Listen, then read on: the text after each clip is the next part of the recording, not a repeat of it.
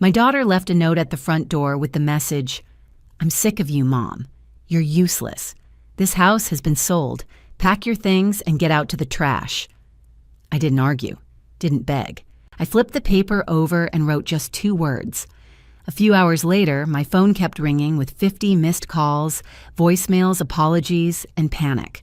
Those 2 words weren't meant to respond. They were meant to trigger a truth she never saw coming. If you're still here, I truly appreciate you. Before we continue, let me know in the comments, where are you watching from? I love seeing how far these stories reach. And just a gentle note, this narrative contains dramatized elements created for storytelling and reflection. Any resemblance to real people or places is coincidental, but I hope something within it resonates with you in a meaningful way. I stood on the marble steps of my Beacon Hill brownstone on a Monday afternoon in July, holding my house key, the key Thomas and I had used for 43 years. The key that had opened this door through snowstorms and celebrations, through every ordinary day of a life I thought was mine. It didn't work. I tried again, wiggled it, nothing. My right hand trembled. Parkinson's, the neurologist said. Early stage, manageable. But standing there, I wondered if it was the disease or something else, some instinct that knew everything had changed. I pressed the doorbell. Silence. I called my daughter, Jessica. 39 years old, a corporate attorney, a woman I'd paid $200,000 to put through Harvard Law, straight to voicemail. That's when I saw the envelope. Tucked under the brass door knocker was a white business envelope with my name typed across the front. Not handwritten, typed, professional, cold. I opened it. Mother, your place is in the trash, not in this house, not anymore. The property has been transferred to my name per the power of attorney you signed last month. Your room at Sunset Haven Care Facility is ready. Transportation arranged for tomorrow 9 a.m. Do not contact me today. Jessica. I read the first line again. Your place is in the trash. My daughter, the girl I'd rocked to sleep, the girl whose scraped knees I'd bandaged, the girl whose law school graduation had been the proudest day of my life, had just told me I belonged in the garbage. Power of attorney. I'd signed something at her office 4 weeks ago. Her corner office on the 40th floor overlooking Boston Harbor. She'd been so calm, so professional. Just a formality, Mom, to help with the medical bills. Pancreatic cancer. 3 years in remission. But the bills had been substantial, and I'd trusted her.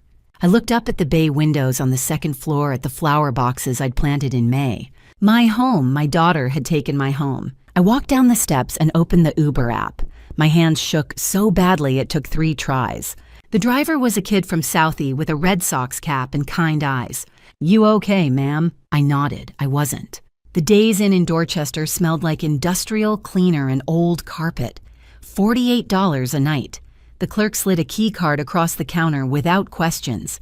The room was small. Polyester bedspread, laminate furniture, a window overlooking the parking lot. I sat on the edge of the bed. At 8 o'clock, I logged into my bank account. The joint account Thomas and I had opened in 1982.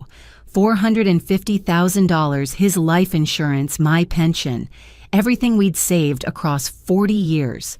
Balance $12.47. One transaction, July 14th, 2:47 p.m., withdrawn by Jessica Brennan Wright, authorized user. I stared at the screen until the numbers blurred. I didn't cry. I wouldn't give her that. Not today. Not ever. Instead, I sat very still and let the rage settle into something cold and clear. Something useful. Because tears wouldn't get my house back, tears wouldn't restore the money, and tears certainly wouldn't change the fact that my daughter had just told me my place was in the trash. I picked up the letter from the nightstand, turned it over. The back was blank, white, smooth, waiting.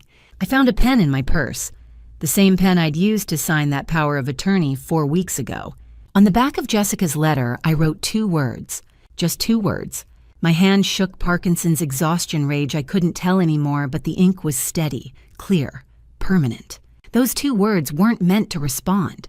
They were meant to trigger a truth Jessica never saw coming. A truth hidden in documents she'd never bothered to read. A truth her father had planted 12 years ago, waiting for exactly this moment.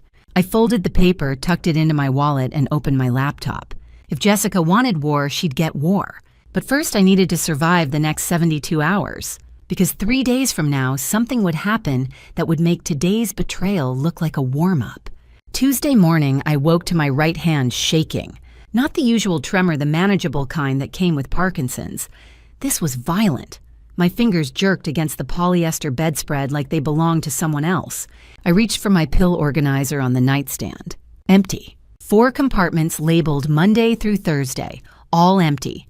I'd been so focused on the bank account and Jessica's letter that I hadn't checked my medications before leaving Beacon Hill. I called CVS.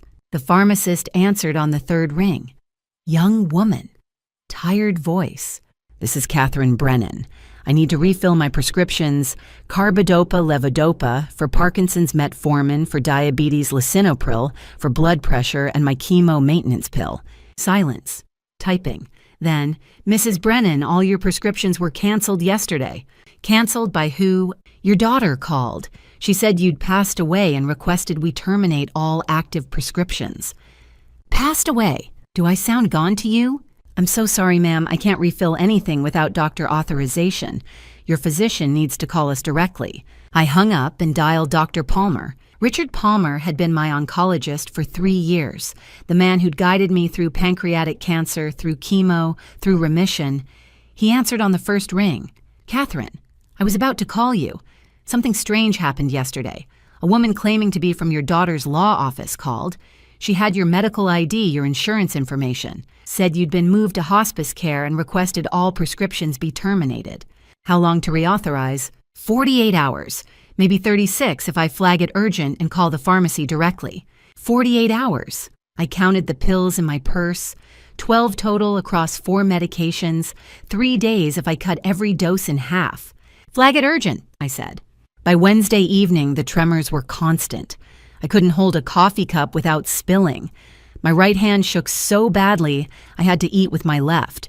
Without the Parkinson's medication, every movement felt like pushing through wet concrete. Thursday morning, I woke drenched in sweat. I pulled out my blood sugar monitor and pricked my finger. Dangerous. The half doses weren't working. I sat on the edge of the bed and thought about Jessica, about how methodical she'd been. Cut off my home, cut off my money, now cut off my medications. And then I remembered 1976, the farm, a training facility outside Langley, Virginia, where the CIA taught 22-year-old recruits how to survive. My instructor was a man named Garrett, 50 years old, gray crew cut, voice like gravel on asphalt. The most effective weapon isn't a bomb, he'd told our class. It's isolation. You cut off your target's resources. You cut off their allies. You make them believe they're completely alone. And then they give up. They stop fighting. Jessica had used that exact playbook on me. Isolate, eliminate. Make me disappear quietly in some motel room where nobody would ask questions. But Garrett had taught us something else that day. Isolation tactics only work if your target doesn't understand what's happening, he'd said. If they figure it out, you've got a problem. Because an isolated enemy with nothing left to lose is the most dangerous kind of enemy there is. Jessica had made one mistake. She'd left me alive, and she'd made me angry.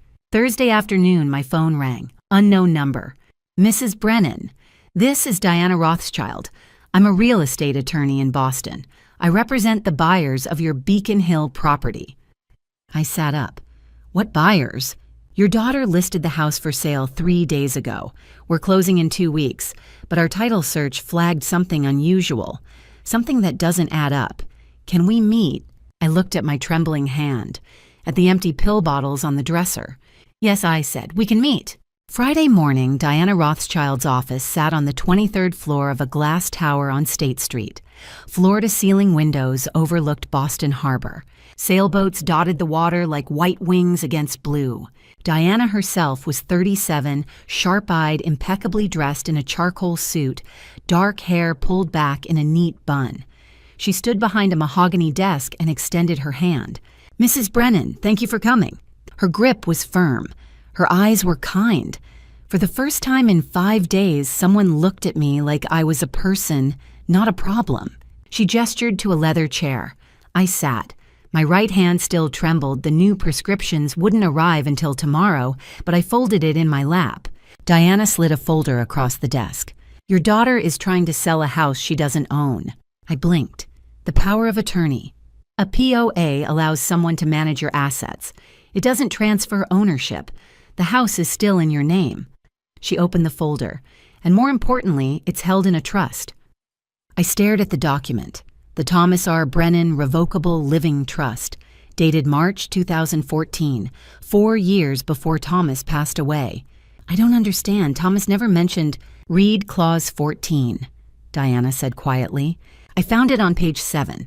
In the event that the primary beneficiary, Catherine M. Brennan, is subjected to elder abuse, fraud, or coercion by any secondary beneficiary, said secondary beneficiary shall be immediately and irrevocably removed from all inheritance rights. The words blurred. I read them again. Thomas had known. 4 years before he passed, he'd seen what I couldn't, that Jessica might do exactly this. I stared at Clause 14. This was the truth Jessica hadn't seen coming when she wrote that letter. The truth she'd never bothered to look for when she forged that power of attorney. The truth that would unravel everything she'd planned. My 2 words wrong move weren't just defiance. They were a promise, a warning, a trigger for the legal landmine Thomas had buried in 2014, waiting for the day our daughter's greed would finally surface. When did he add this clause, I asked. March 2014, right after your daughter's 3rd bankruptcy. I remembered that. Jessica had asked Thomas for $100,000 to save her real estate company. He'd refused. She hadn't spoken to him for 6 months. He was protecting you, Diana said, from the one person who should have protected you. My throat tightened. I nodded. Diana pulled out another file. I also ran a background check on your son-in-law. Derek Wright filed for bankruptcy in 2020. Dismissed. But he's currently being sued by 3 creditors. One of them is connected to organized crime in Boston. He owes $800,000. $800,000! Suddenly everything made sense. Jessica wasn't just greedy, she was desperate. Why are you helping me? I asked. Diana's expression softened. May 2004. Construction site collapse in South Boston. A crane fell, 20 workers trapped. My breath caught. One of them was my mother, Sarah Rothschild. She was a site inspector. I remembered. The dust, the screaming, the weight of steel and concrete. You were the lead architect on that project, Diana continued. You stayed on site for 16 hours coordinating the rescue. You carried my mother out yourself. I did what anyone would... No. You did what no one else did. My mother lived another 13 years because of you. She passed in 2017 from lupus. But those 13 years, you gave her those. You gave me those.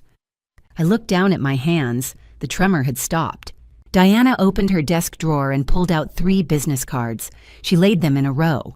Michael Torres, private investigator, former CIA. I looked up sharply. CIA. I thought you might know him. I did.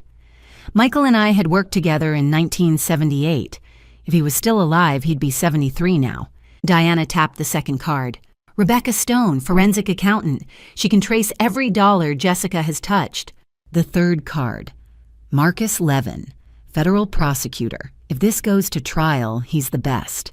I stared at the 3 cards. At Diana, at this woman who was handing me an army. If we do this, Diana said, it's war.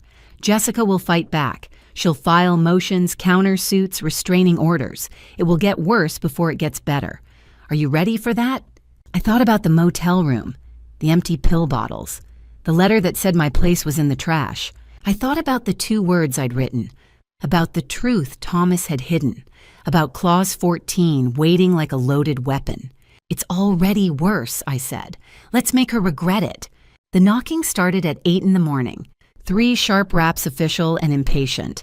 I opened the door of room 214 at the Days Inn to find a man in a dark polo shirt holding a clipboard and 3 manila envelopes. He didn't smile. Catherine Brennan. Yes, you've been served. He handed me the envelopes, turned, and walked down the outdoor hallway without another word. I closed the door. My right hand was shaking. Parkinson's always got worse with stress, so I set the envelopes on the narrow desk beside the window and sat down. The top envelope bore the seal of Suffolk Superior Court. So did the second.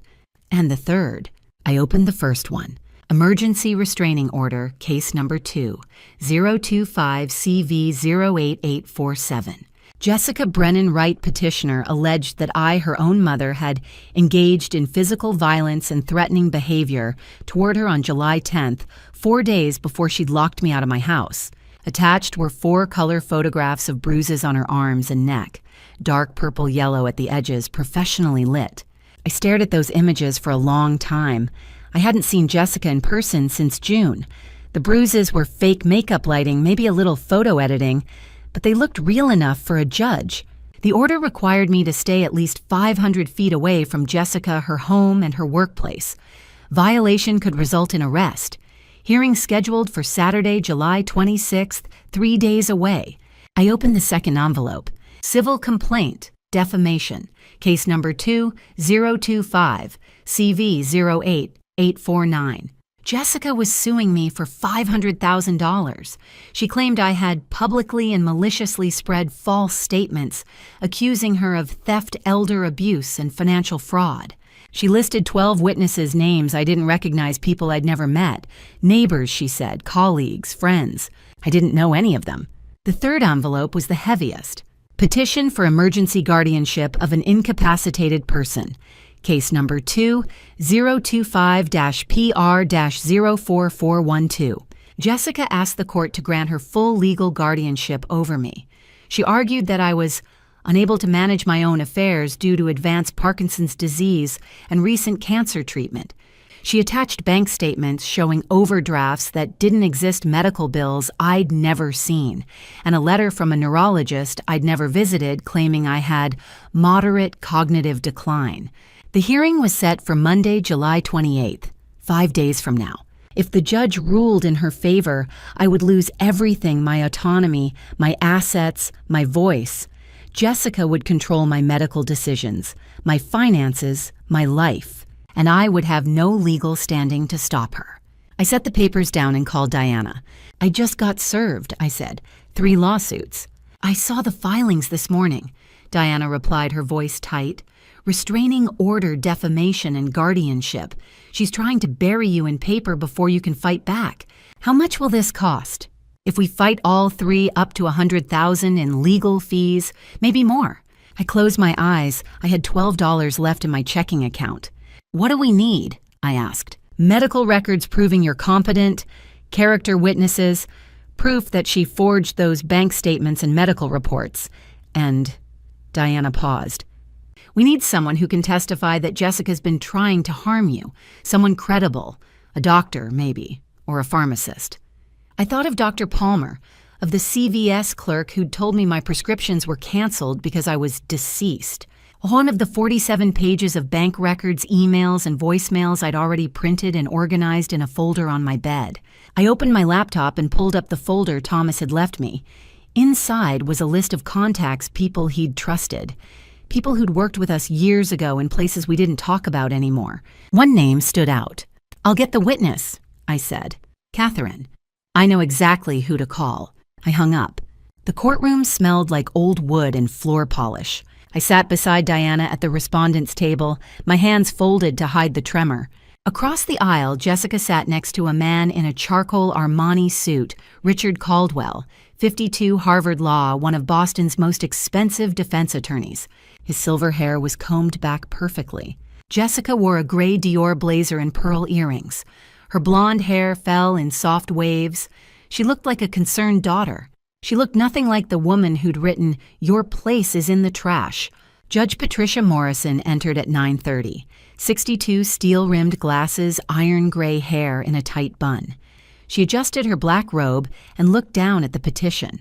Case number 2, 025-PR-04412. Petition for emergency guardianship.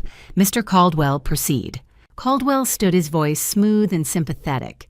Your Honor, Jessica Brennan Wright is here out of love. Her mother, Catherine Brennan, is 70. She suffers from Parkinson's and is undergoing cancer treatment. Over the past month, Mrs. Brennan has shown clear signs of cognitive decline. He held up papers, bank statements showing overdrafts, unpaid medical bills totaling $14,000, neighbor testimonies, claiming I wandered the streets at night disoriented and confused. Jessica dabbed her eyes with a tissue. A single tear rolled down her cheek. I didn't move. Judge Morrison looked at me. Mrs. Brennan, how do you respond? I pressed my shaking hand flat against the table. Your Honor, every piece of evidence they've presented is a lie, and I can prove it. The judge nodded. Let's hear it. Diana called Dr. Richard Palmer to the stand. Mid-50s, wire-rimmed glasses, white coat over a blue shirt. He'd been my oncologist for 3 years. Dr. Palmer, in your professional opinion, is Catherine Brennan mentally competent? Absolutely. Mrs. Brennan is one of the sharpest patients I've ever treated. Early-stage Parkinson's cancer in remission, cognitive function completely intact. She manages her medications, attends every appointment, asks detailed questions about her treatment. Diana held up a printed email. Did you receive a phone call on July 15th from someone claiming to represent Mrs. Brennan? His jaw tightened. Yes. A woman said she was Mrs. Brennan's attorney. She told my staff that Mrs. Brennan had entered hospice and requested all prescriptions be canceled immediately. Was that true? No, the call was a lie. Because of it, Mrs. Brennan went 4 days without medications. Her blood sugar spiked to 240. She could have gone into a medical crisis. Jessica's face didn't change. Objection, Caldwell said. Hearsay. Overruled, Judge Morrison replied, eyes still on Jessica. Diana handed the judge a folder. Your Honor, these are Mrs. Brennan's actual bank statements. No overdrafts, no unpaid bills. The documents submitted by Mrs. Brennan Wright were fabricated. She held up a second folder. These are the photographs of bruises. Our forensic analyst reviewed them. Real bruises show hemoglobin dispersion patterns. These show foundation makeup and digital editing. Judge Morrison set down her pen. I've seen many elder abuse cases. I've never seen someone fabricate guardianship evidence this deliberately. She raised her gavel. Petition denied. Restraining order vacated. I'm referring this case to the district attorney for investigation into fraud, elder abuse, and false statements. She looked directly at Jessica. Ms. Brennan Wright, you're very lucky I don't hold you in contempt. Jessica stood pale and walked out with Caldwell. She didn't look back. Outside, Diana pulled me aside. You won. But Catherine Jessica won't stop. Derek owes $800,000. They need that house. Desperate people do dangerous things. She handed me an envelope. Inside were 2 printed tickets.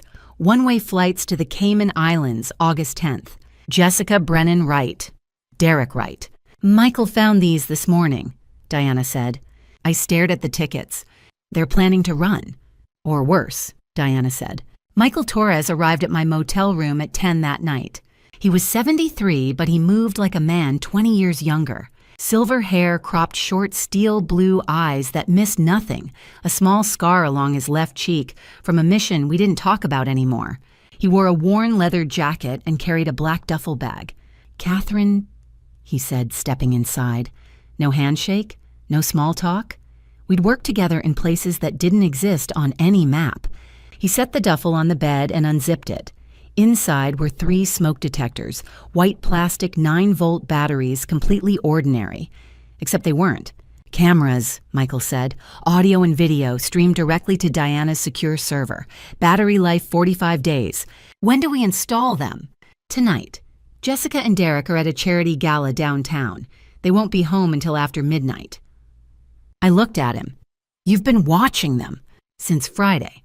We drove to Beacon Hill in Michael's old Camry. 22 minutes through empty streets. The brownstone stood dark and silent, its iron gate locked. My gate. My house. Michael pulled a lockpick set from his jacket. 47 seconds later, the back door swung open. The house smelled the same lavender and old books. I hadn't been inside in 2 weeks, but it felt like years. Michael moved through the kitchen without a sound, scanning for security systems. There were none. Jessica hadn't bothered.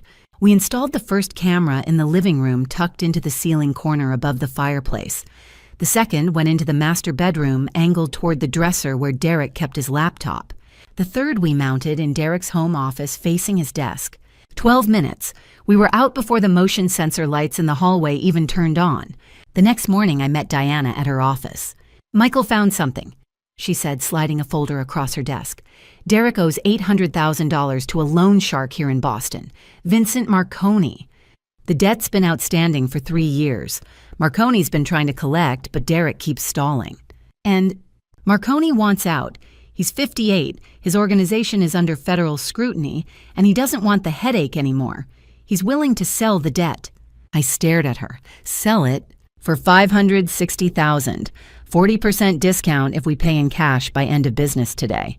I thought of Thomas, of the portfolio he'd left me, stocks, bonds, dividends that Jessica didn't know existed because they were held in a separate trust. "Buy it," I said. Diana made the call. By noon, the debt had been transferred. I owned Derek Wright's soul. If he didn't pay me $560,000 plus interest, I could take him to court, seize his assets, or sell the debt to someone less patient. Or I could offer him a deal. That evening, the cameras delivered. At 9 o'clock, Derek sat in his home office, phone pressed to his ear. Michael had routed the audio feed to my laptop. "August 10th, we'll have the money."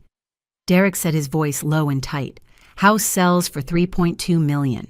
We pay off the $800, then we're gone. Cayman Islands. Jessica doesn't even know about Amber yet." Amber. Michael ran the name through his database. Amber Collins, 28 casino dealer at Encore Boston Harbor. Derek had been seeing her for 6 months. He was planning to betray Jessica, take half the money, and disappear with his girlfriend. I almost felt sorry for my daughter. Almost. At 11 that night, my phone rang. "Catherine." Michael's voice was flat. "We have a problem. Derek just purchased an unregistered weapon from a contact in Dorchester, and 30 minutes ago he searched online for how to stage an accidental stairway fall." My blood went cold. "He's not planning to wait until August 10th, Michael said. "He's planning to make it look like an accident." I hung up and called Diana. "We need the FBI, I said. Now." Diana didn't ask questions. She made the call. "Jessica and Derek weren't just trying to steal my house. They were planning to make me disappear. If you're still here with me, comment 6 so I know you're standing with me at this moment. And tell me, if it were you, would you walk into that house knowing someone might be waiting inside? Would you call the police immediately? Or would you face them yourself and expose the truth? The next decision changes everything." Before we continue, please note the upcoming part of this story includes dramatized elements created for storytelling and reflection. Some situations may not fully reflect real-life events. If this isn't for you, this is the moment to step away. The camera feed came through at 10 o'clock Friday night. I was sitting in Diana's office with Michael, my laptop open on the conference table. The screen showed Derek's home office in grainy black and white. He sat at his desk, a dark object in his right hand. "A weapon." Michael leaned closer. "Unregistered. Bought it yesterday in Dorchester for $1,200 cash." I watched Derek check the firearm, his movements slow and deliberate. He was 40, but he looked older. Dark circles under his eyes, brown hair, disheveled, wrinkled dress shirt, half unbuttoned. His hands shook slightly. Cocaine withdrawal, maybe. Or fear. He set the weapon on the desk and opened his laptop. Then he started typing. Michael had rigged the camera to capture screen activity. I watched the words appear in a notes document. "Catherine fell down the stairs at 11:30 p.m. I heard her scream. Parkinson's patients fall easily. A tragic accident." Derek read the sentence aloud 3 times like an actor rehearsing lines. Then he closed the laptop and picked up his phone. At 10:47, a text message appeared on the screen. "Jessica, do it tonight." I felt my pulse in my throat. Diana looked at me. "We call the FBI right now." "No," I said. Michael turned. "Catherine, if we arrest Derek now, Jessica walks free. She'll say she had no idea. She'll cry in front of a jury and get away with everything." "So what do you want to do?" Diana asked. I looked at the camera feed. Derek was standing now, pacing, checking his phone every few seconds. "I want to catch them both," I said. "We let Derek think the plan is working. I show up at the house exactly like Jessica's setting it up. But the FBI is already inside." Michael's jaw tightened. "You're using yourself as bait." "Yes. Catherine, if something goes wrong, I've been stolen from, poisoned, sued. One more attempt on my life isn't going to scare me." Diana made the call. Agent Marcus Reynolds arrived an hour later. 47 Navy suit, FBI badge clipped to his belt earpiece coiled over his collar. He shook my hand once firm and quick, then sat down and listened to the entire plan without interrupting. When I finished, he looked at Michael. "You're sure the feed is live?" "Encrypted stream, audio and video. We'll see everything in real time." Reynolds nodded. "We'll position 4 agents inside the house, 2 in the kitchen, 2 upstairs. Mrs. Brennan, you'll enter through the front door at 11. Derek will be waiting. The moment he makes a move, we'll have him. And Jessica, her text message is conspiracy. The moment Derek acts, she's an accomplice. We'll arrest her within the hour." I looked at the agent. What if Derek doesn't wait? What if he tries something before I get inside? Reynolds' expression didn't change. "Then we move early. But Mrs. Brennan, I need you to understand, if you walk into that house, you're walking into a trap. Even with 4 agents inside, there's risk." "I understand. Do you—" I met his eyes. "Agent Reynolds, I spent 5 years in places where risk was the only certainty. I'll be fine." He stood. "We move at 10:30. Diana, you'll monitor the camera feed from here.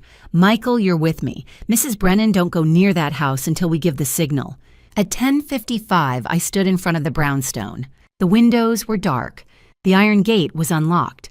My key still didn't work. Jessica had changed the locks 2 weeks ago, but tonight I didn't need it. My phone buzzed. "Jessica, Mom, I'm so sorry. Can we talk? I'm at the office, but Derek's home. He'll let you in." I stared at the message. She was setting the alibi. She'd be miles away when it happened, surrounded by witnesses, her hands clean. I looked up at the second-floor window. Somewhere inside, 4 FBI agents were waiting in silence. I typed a reply. "I'm outside. I'll ring the bell." I pressed send. The front door opened. Derek stood in the doorway, backlit by the hallway lamp. He smiled. "Catherine," he said, "come in." I walked in. The hallway was dark. Derek closed the door behind me, and I heard the lock click. The house was silent except for the hum of the refrigerator in the kitchen and the faint creak of floorboards upstairs. My house. My floorboards. I knew every sound. "Catherine?" Derek said, his voice tight. "We need to talk." He gestured toward the staircase. The lights were off, but I could see his outline against the window at the landing, 40 years old, shoulders hunched, one hand shoved deep into his jacket pocket. I didn't move. "Why don't we talk here?" I said. He stepped closer. His face came into the dim light from the street lamp outside, dark circles under his eyes, jaw clenched. His hand was still in his pocket. "I know what you did," I said. "The forged bank statements, the fake medical bills, the restraining order, all of it." Derek's expression didn't change. "Jessica handled that. And I know about the weapon you bought 3 days ago, the one you're carrying right now." His hand twitched. "I know about the $800,000 you owe. I know about the text message Jessica sent you at 10:47 last night. Do it tonight." Derek's face went pale. "How cameras?" I said. "3 of them. Living room, bedroom, your office. We've been watching you for 5 days." For a moment, he just stared at me. Then he pulled his hand out of his pocket. The weapon gleamed dull black in the low light. He raised it, his hand shaking. "I'm sorry," he said. "I don't have a choice. If I don't pay Marconi by August 15th, he'll—" His voice broke. "I need the money from this house. I need it to stay alive. So you were going to end my life instead. It was supposed to look like an accident, a fall. Parkinson's patients fall all the time." He aimed the weapon at my chest. "Jessica planned everything. The guardianship, the lawsuits tonight. She said it was the only way. And you believed her." "I didn't have a choice." He squeezed. Click. Nothing happened. He squeezed again. Click, click, click. His face twisted in confusion, then panic. He looked down at the weapon, then back at me. I smiled. "You bought that from a dealer in Dorchester," I said. "A man Michael had been tracking for 2 weeks. Michael made sure the firing mechanism didn't work." Derek's hand dropped. Behind him, 4 shadows moved. Agent Marcus Reynolds stepped out of the kitchen, weapon-drawn, badge held high. 3 other agents emerged from the dining room and the upstairs hallway, surrounding Derek in seconds. "FBI, drop the weapon. Hands where I can see them." Derek let the weapon clatter to the floor. He raised his hands, trembling. Reynolds cuffed him, read him his rights. Derek was shaking his head, words spilling out in a panicked rush. Jessica told me to do it. She planned everything. The text messages checked my phone. She said it had to be tonight that Catherine would be alone, that it would look like an accident. I didn't want to. I swear I didn't. Reynolds looked at me. Mrs. Brennan, are you all right? I nodded. My legs felt weak, but I stayed standing. I'm fine. They led Derek out in handcuffs, through the front door, down the steps, into a black SUV parked at the curb. I watched from the window. When the house was quiet again, I walked upstairs. Into the bedroom Thomas and I had shared for 38 years. I sat on the edge of the bed and looked at the photograph on the nightstand, Thomas and me, 1982, standing in front of this house the day we bought it. I kept my promise, I thought. I didn't let them break me. My phone buzzed. Agent Reynolds. Jessica Brennan Wright arrested at her office 11:47 p.m. Conspiracy attempted harm elder abuse. She's in custody. I closed my eyes. It was over. Then a second message came through. Michael, Catherine checked Derek's phone records. 247 messages to Amber Collins. 2 tickets to Cayman, Derek, and Amber. No ticket for Jessica. I stared at the screen. Derek had never planned to take Jessica with him. Jessica had planned to eliminate me. Derek had planned to eliminate Jessica. And I had eliminated them both. The interrogation room smelled like stale coffee and sweat. I stood behind one-way glass watching Derek Wright sit at a metal table, wrists cuffed to a steel ring. His face was gray. Agent Marcus Reynolds entered and set a manila folder down. Mr. Wright, let's talk about Amber Collins. Derek's head snapped up. Reynolds opened the folder and slid a photograph across the table. Derek kissing a young woman in a parking garage. Amber Collins, 28, casino dealer at Encore, 7 months, 1,247 text messages, 2 one-way tickets to the Cayman Islands, August 10th. Derek's shoulders sagged. Where's the third ticket? The one for your wife. There isn't one. So you were leaving Jessica behind? Derek's voice came out flat. Jessica was taking the house money and disappearing. I wanted out before Marconi came for me. Reynolds leaned forward. Jessica told you to harm Catherine Brennan. You purchased a weapon, planned to make it look like an accident. Conspiracy attempted harm elder abuse weapons charges. 15 to 20 years. Derek closed his eyes. But if you testify against Jessica, we can reduce your sentence to 5 years. Derek looked up. I'll testify. Jessica planned everything. The guardianship, the lawsuits, Friday night. All her. Reynolds nodded. We're recording. I know. 20 minutes later, Jessica entered the second interrogation room. She wore her gray blazer hair pulled tight, no makeup. She sat and folded her hands. I want my attorney. Reynolds pressed play on his phone. Jessica's voice cold. Do it tonight. Make it look natural. I'll be at the office. Alibi secured. Jessica's face went pale. Sent to Derek's phone at 10:47 p.m., August 1st. Reynolds said. We have metadata phone records, Derek's confession. Jessica said nothing. Reynolds slid a second folder across. Inside were screenshots of text messages between Derek and Amber. 2 boarding passes to Grand Cayman, August 10th. Derek Wright, Amber Collins. No Jessica Brennan Wright. My daughter's composure cracked. Her hands shook. She looked at Reynolds, then at the mirror at me. He was going to leave me. Jessica's face twisted. She slammed her palms on the table. That bastard. I gave him everything. I planned everything, and he was going to take the money and run. She stopped. Reynolds turned off the recorder. You just confessed to conspiracy. They let me into the room. Jessica looked up. Her eyes were red. Mom, please. I didn't mean... Stop. I set a document on the table. The Thomas R. Brennan Revocable Living Trust, page 17, clause 14. Your father added this in 2014, after your third bankruptcy. Jessica read it silently. In the event that the primary beneficiary, Catherine M. Brennan, is subjected to elder abuse, fraud, or coercion by any secondary beneficiary said, secondary beneficiary shall be immediately and irrevocably removed from all inheritance rights. You're disinherited. The house, the portfolio, the bonds, everything goes to charity. Jessica's hands trembled. I didn't know this existed. Exactly. I said quietly. That was the truth you never saw coming, the truth I triggered when I wrote "wrong move" on the back of your letter. You thought you were stealing my house. You didn't realize you were activating the clause that would cost you everything. Jessica stared at the paper. Dad knew. He knew 4 years before he died. I stood. You're not my daughter. You're a criminal. I walked out. Outside, Diana waited with coffee. Derek signed the plea agreement. 5 years federal prison. He'll testify against Jessica.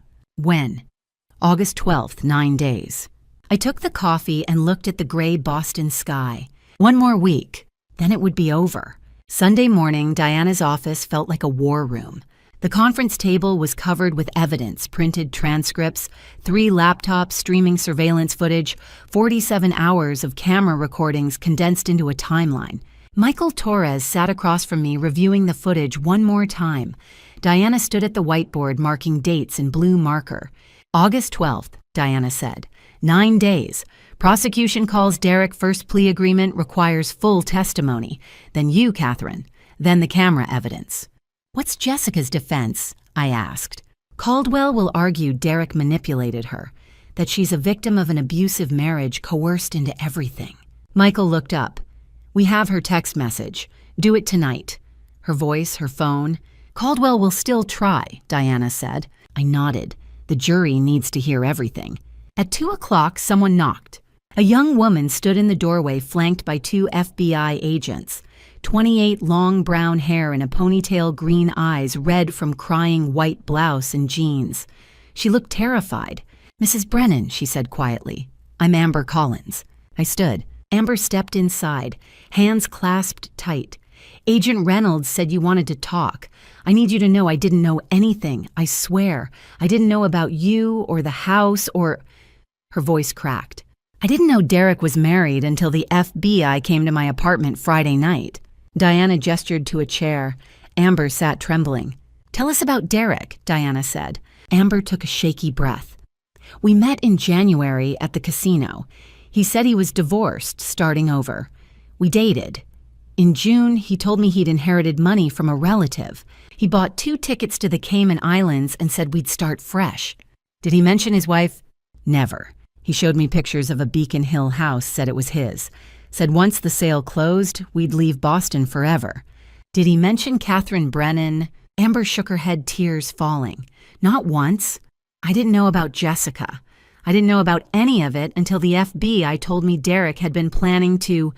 She stopped, couldn't finish. You're a victim too, I said quietly. Amber looked at me, eyes brimming. I'm so sorry. You didn't know. Derek lied to you the same way Jessica lied to everyone. Agent Reynolds appeared in the doorway. Ms. Collins won't be charged. No knowledge of the conspiracy. Amber stood, whispered, thank you, and left. Tuesday morning, I went to the Federal Detention Center in South Boston with Diana. We stood behind one-way glass watching Derek and Jessica sit across from each other in a small concrete room. First time since their arrests.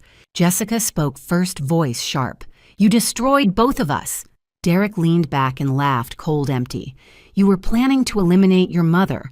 I was planning to leave you for Amber. We deserve each other. Jessica's face flushed red. I did everything for you, saved you from Marconi, planned the guardianship, the lawsuits, and you were going to take half the money and abandon me. Yeah, I was. Jessica stared speechless. Derek smiled. Difference is your mother outsmarted us both. She bought my debt, installed cameras, got the FBI. We never stood a chance. Jessica turned toward the mirror looking for me. I didn't move. Outside, Diana handed me a folder. Their trial starts August 12th. Caldwell will paint Jessica as Derek's victim, manipulated, abused, coerced. I opened the folder, my witness statement, 12 pages, every detail from July 14th to August 1st. The jury will hear everything T.I. said, every lie, every betrayal, every moment she tried to take from me. Diana nodded. And then they'll decide. The courthouse steps were packed with reporters.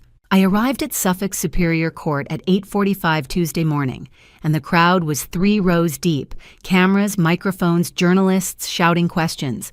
The case had made front-page news. Daughter conspires to eliminate mother for $3.2 million inheritance. Inside courtroom 4A was standing room only. I sat beside Diana. Across the aisle, Jessica sat next to Richard Caldwell wearing a simple gray dress hair pulled back, no jewelry. She looked small. Judge Patricia Morrison entered at 9 sharp black robes sweeping.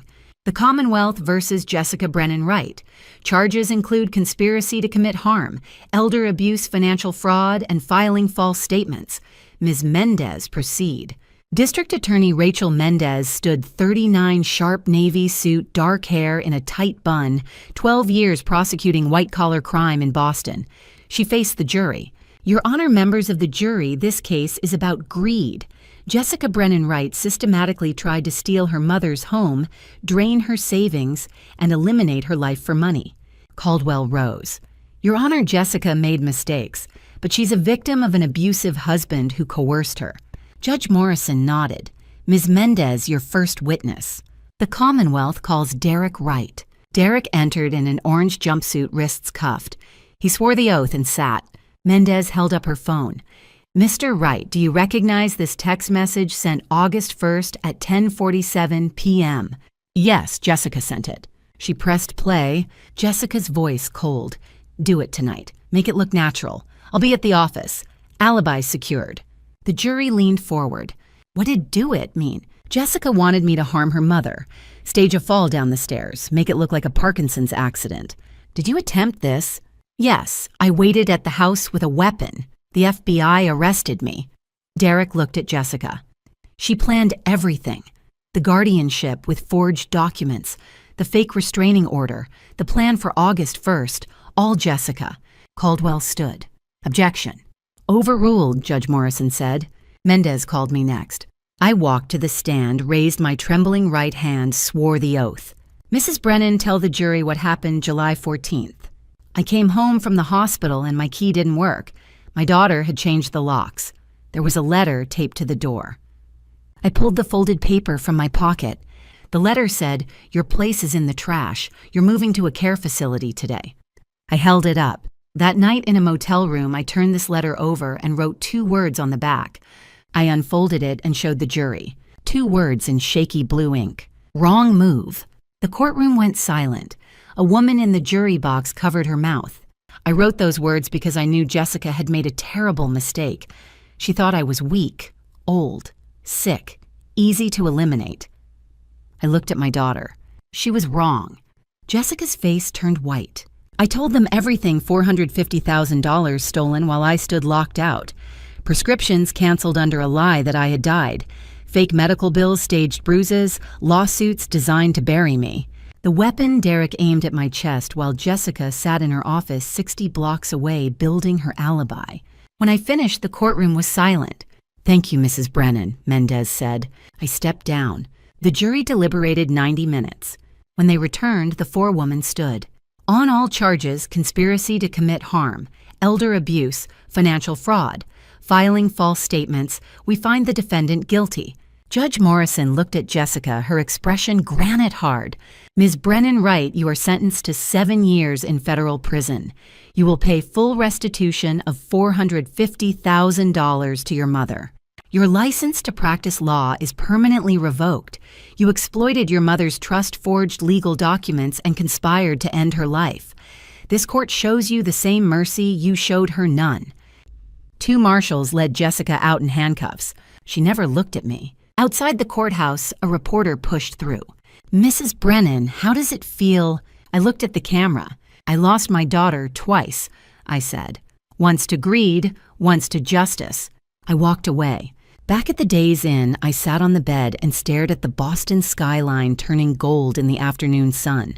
1 month ago, I'd had a daughter, a home, and $450,000 in savings. Now I had none of those things. But I had something else. I had won. 4 months after the trial, I sold the house. December 15th, 2025. The closing took place in a law office on Boylston Street, not far from where Thomas and I used to walk on Sunday mornings. The buyers were a young couple, a doctor and a professor who'd fallen in love with the brownstone's original moldings and the garden Thomas had planted in 1987. They sat across the table from me, signing page after page of documents, their faces bright, with the kind of hope I remembered from 38 years ago. The sale price was $3.2 million. After property taxes, closing costs, and the attorney fees Diana had waived, I walked away with $3.1 million deposited into a new account Jessica would never touch. I shook their hands, wished them happiness, and left. I didn't cry. I felt free. 2 weeks later, I stood in the lobby of MIT's architecture building. Diana had helped me set up the Thomas and Catherine Brennan Scholarship Fund, $500,000, in an endowment that would fund 5 full-ride scholarships every year for students studying sustainable architecture. The first awards ceremony took place on a cold December morning, and I stood beside the dean as 5 young students, 3 women, 2 men, accepted their letters. One of them, a girl from South Boston with paint-stained hands and Thomas's same love for old buildings, shook my hand and said, "Thank you for believing in us." I thought of Thomas, of the blueprints he used to spread across our dining table late at night, sketching buildings that would outlast both of us. My husband believed that architecture is about legacy, I told her. What you build today will stand long after you're gone. Make it worth remembering. She nodded, eyes bright. I stayed for the reception, drank bad coffee from styrofoam cups, and listened to 20-year-olds talk about their dreams. For the first time in 7 months, I felt something close to peace. I moved into a small 1-bedroom apartment in Cambridge the first week of January 2026. It overlooked the Charles River with a narrow balcony just big enough for a chair and a potted plant. The rent was $1,800 a month, nothing compared to what I'd lost, but enough. The apartment had good light hardwood floors and a kitchen window that faced east. I watched the sunrise every morning with my coffee and my pills, carbidopa, levodopa, metformin, lisinopril. My Parkinson's was stable. The cancer was still in remission. I planted basil in a clay pot on the balcony. It reminded me of Thomas. Life was simple. Life was quiet. Life was mine again. In mid-January, a letter arrived from the federal facility where Jessica was serving her sentence. It was handwritten, 6 pages, her careful lawyer's script covering both sides of each sheet. I sat at my kitchen table and read it twice. "Mom, I don't expect forgiveness. I don't deserve it. I just need you to know that I hate what I became. I hate the person I was when I wrote that letter, when I took your money, when I told Derek to... I can't even write the words. I'm taking accounting courses here. Trying to learn something honest. Trying to start over if that's even possible after what I did. I know I destroyed us. I know I can never fix it. I'm sorry. Jessica." I folded the letter and set it on the table. I wasn't ready to respond. Maybe I never would be. I put the letter in the drawer beside Thomas's photograph and closed it. A week later, my phone rang. "Mrs. Brennan." A young woman's voice, hesitant. "This is Amber Collins. I don't know if you remember me." I remember. I wanted to thank you for not pressing charges, for understanding I didn't know. You were a victim too, Amber. A pause. Then, before the FBI arrested Derek, he said something. I didn't understand it then, but I think you should know. What did he say? He said, "Don't let Catherine think I really wanted to harm her. Tell her I'm sorry." I closed my eyes. Derek Wright, cocaine addict, loan shark debtor, would-be betrayer, had spent his last free moments thinking about me. Not about Marconi, not about the money, about whether I'd forgive him. "Thank you for telling me," I said. "Are you okay, Mrs. Brennan?" I looked out my window at the Charles River, at the rowers cutting through the cold gray water at the city I'd lived in for 50 years. "I'm healing," I said. "Slowly, but I'm healing." I woke to 50 missed calls. February 18th, 7 in the morning. My phone sat on the nightstand screen, glowing with notifications. Every single call came from the same number, a Massachusetts area code I didn't recognize, followed by an automated voice message. "You have a collect call from a federal facility. Press 1 to accept." I hadn't pressed 1. I sat up in bed, my Cambridge apartment still dark, the Charles River barely visible through the window in the pre-dawn gray. My hand shook as I picked up the phone, Parkinson's or something else, I wasn't sure. 50 calls, all from Jessica. I'd spent 6 months building a new life. 6 months without her voice in my head. And now, at 7 in the morning, she was trying to break back in. I almost deleted them. Instead, I pressed play on the first voicemail. Jessica's voice came through broken and raw. "Mom, it's me. I know you probably don't want to hear from me. I know I don't deserve—" A long pause, the sound of breathing. "I'm sorry. I'm so sorry. I don't know what else to say." The message ended. I sat there staring at the phone. I played the second message. "Mom, it's Jessica again. I need you to know I understand what I did. There's no excuse, no reason that justifies planning to hurt you. I destroyed everything. I destroyed us." Her voice cracked on the last word. Third message. "I've been in therapy here 3 times a week. The counselor says I need to take responsibility. So I'm calling to say I take full responsibility for all of it. The house, the money, Derek, everything." Fourth message. "I think about that letter every day. Your place is in the trash." I wrote that. I actually wrote that to my own mother. What kind of person does that? I closed my eyes. By the 10th message, Jessica was sobbing. By the 20th, her voice was hoarse. By the 50th, she was barely whispering. "I don't expect you to forgive me, Mom. I just need you to know. I'm trying to become someone you could forgive. Someday. Maybe. I don't know. I'm sorry." The voicemail ended. I set the phone down and stared at the wall for a long time. At noon, I called Diana. "I got 50 voicemails from Jessica last night," I said. Diana was quiet for a moment. "Did you listen to them?" "All of them." "How do you feel?" I looked out at the river. A single rower cut through the water, his oars flashing in the winter sun. "I don't know," I said honestly. "Angry, sad, tired, all of it. Do you want to respond?" "I don't know that either." Diana's voice was gentle. "Catherine, forgiveness isn't a switch you flip. It's a journey. You don't owe her anything, not your time, not your words, not your forgiveness. But don't let hatred consume you either. You've already won. Don't let her take your peace." I nodded, even though she couldn't see me. "I won't delete the messages, but I'm not ready to respond." "That's okay," Diana said. "You don't have to be ready." That evening, my phone rang again. A woman's voice, professional and calm. "Mrs. Brennan. This is Dr. Ellen Marsh, the counselor at the facility where your daughter is incarcerated. Jessica asked me to reach out." "I'm listening." "Jessica's been participating in intensive therapy since her arrival. She's made significant progress in understanding the harm she caused. She'd like permission to write you letters handwritten, not phone calls. She understands you may not respond, but writing helps her process her guilt." I was quiet for a long moment. "Will you read them?" Dr. Marsh asked. "I'll accept them," I said finally, "but I'm not promising I'll read them right away." "That's fair. Thank you, Mrs. Brennan." She hung up. I stood on my balcony looking out at the lights of Cambridge, reflecting on the water at the city I'd almost lost. The door wasn't closed, but it wasn't open either. Not yet. The lecture hall at MIT was smaller than I remembered. 23 people filled the first 3 rows, 5 scholarship recipients and their families, plus a handful of architecture faculty. I stood at the podium at 10 o'clock on a cold Tuesday morning, January 28, 2026, my notes in front of me and an unopened letter folded in my jacket pocket.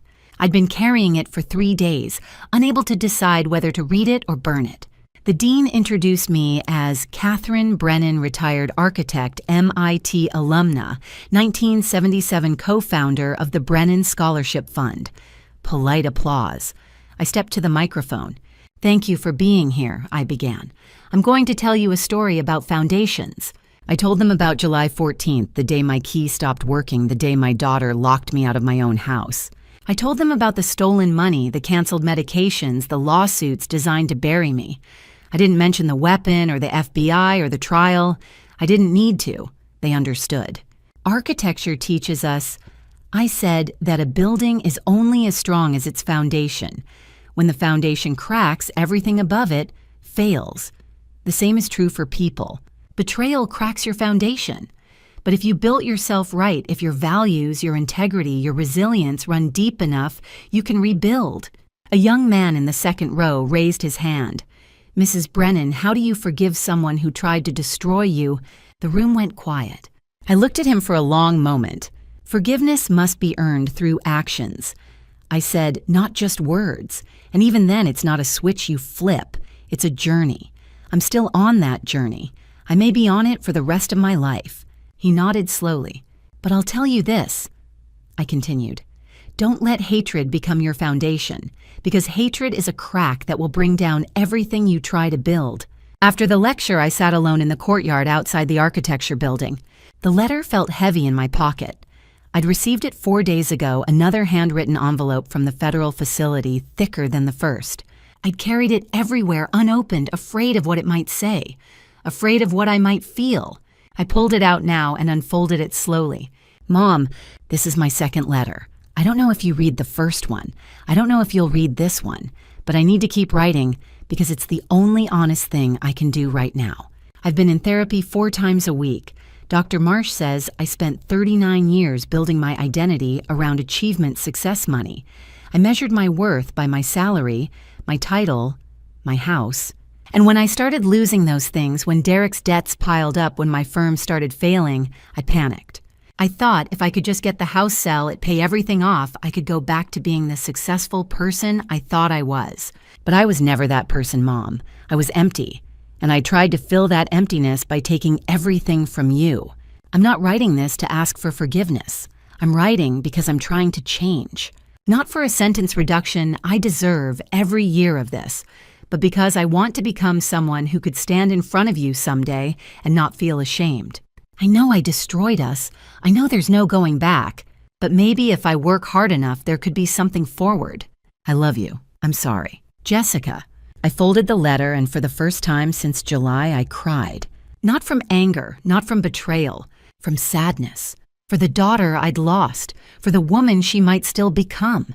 That night, I sat at my kitchen table with a blank piece of paper. I wrote one sentence. "I received your letter. I need time. I'm still here."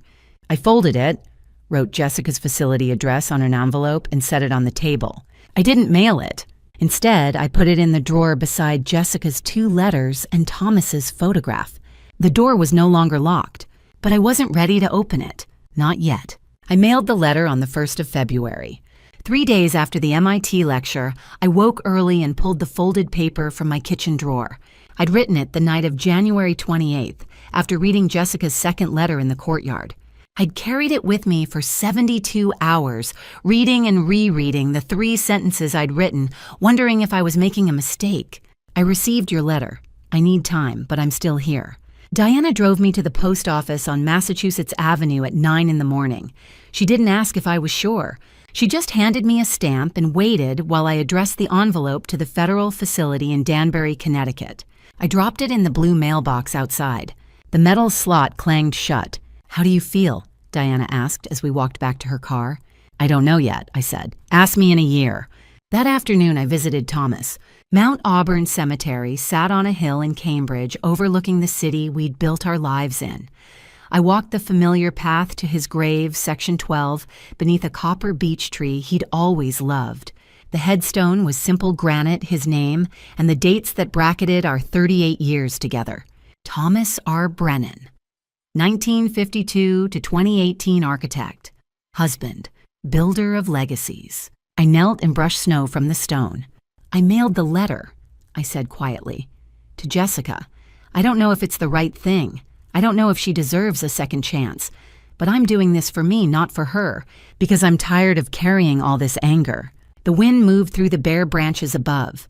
"You protected me even after you were gone," I continued. "That trust you set up in 2014. Clause 14, it saved me. You knew what she'd become. You knew before I did." I stayed there for an hour talking to Thomas the way I used to when he was alive, telling him about the scholarship fund. The 5 students with paint-stained hands and dreams bigger than their bank accounts. The apartment by the river where I drank coffee and watched the sunrise. "I'm not healed," I said finally, "but I'm healing, and I think that's what you'd want." When I returned to my apartment that evening, 5 letters were waiting in my mailbox, all from MIT students.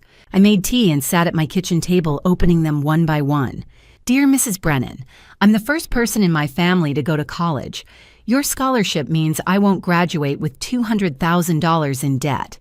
It means I can design buildings for people who need them, not just people who can afford them. Thank you for believing in us. Another letter from the girl with paint-stained hands, Mrs. Brennan. My dream is to design affordable housing in South Boston where I grew up. Your husband's work inspired me. Your generosity is making it possible. I promise I'll build something worth remembering. I read all 5 letters twice.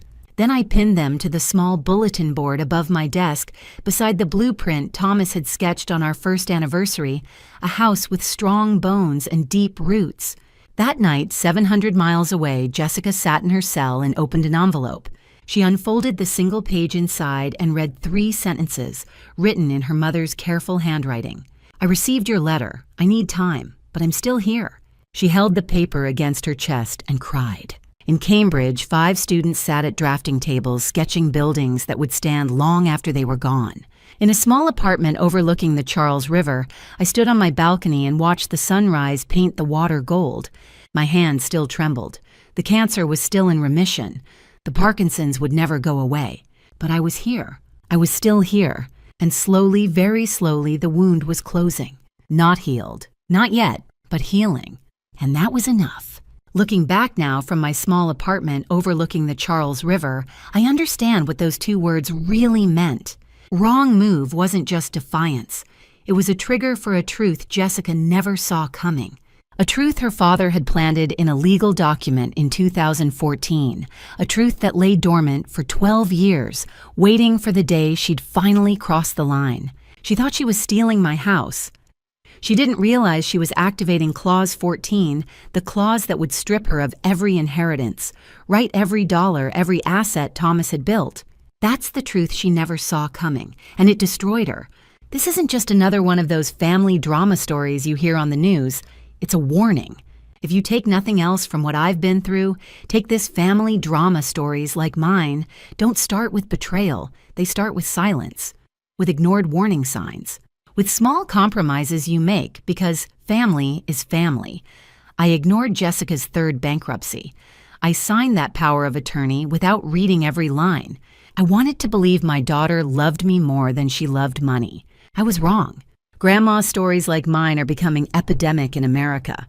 Every year, thousands of elderly people are financially exploited by their own children, drained of savings, forced into facilities, robbed of dignity.